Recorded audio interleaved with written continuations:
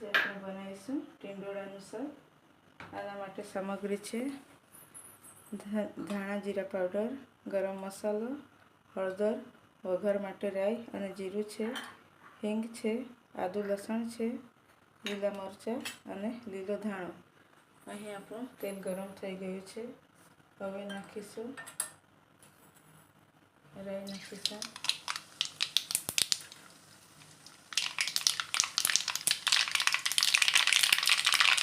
અને જીરું નાખીશું.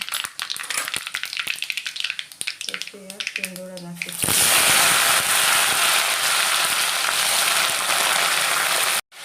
થોડી વાર સુધી આપણે આમ જ ચડાવીશું. પછી આમાં મસાલો બધો આપણે એડ કરીશું. કારણ પાણી એડ કરવાનું નથી. જો પહેલાં મસાલો નાખીશું તો ચોટી જશે, એના માટે. 10 મિનિટ થઈ ગઈ છે. હવે આપણે જોઈ લઈએ. આ ચડી ગઈ હશે એટલે હવે આપણે નાખીએ એમાં જે મસાલો નાખવાનો છે. લીલું મરચું, આદુ ને લસણ સાથે જ વાટી નાખ્યું છે.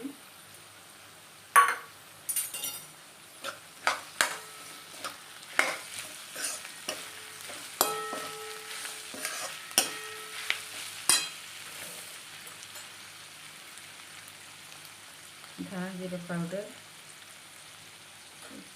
ગરમ મસાલો અને હળદર, મીઠું સ્વાદ અનુસાર નાખીશું.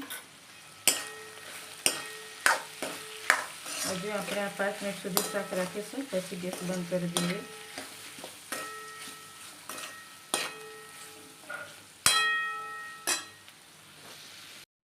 હવે આપણે જોઈ લઈએ.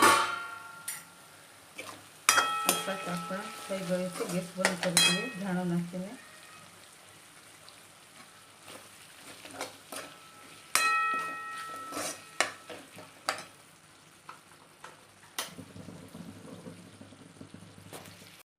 આ આપણું ટીંડોળાનું શાક રેડી થઈ ગયું છે.